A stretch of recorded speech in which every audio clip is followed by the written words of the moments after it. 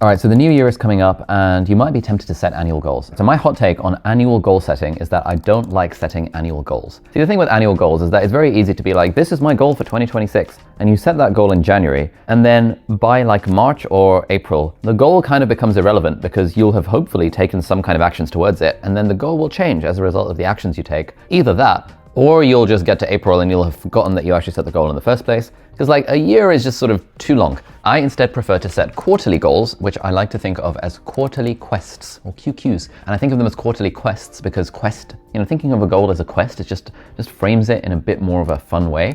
And that's kind of the whole thesis of feel-good productivity, that if you can kind of find a way to make productivity more fun, more enjoyable, you're actually more likely to do it. And therefore you're going to be more productive and more creative and all that fun stuff. So I instead work in sort of 90-day quarterly quests.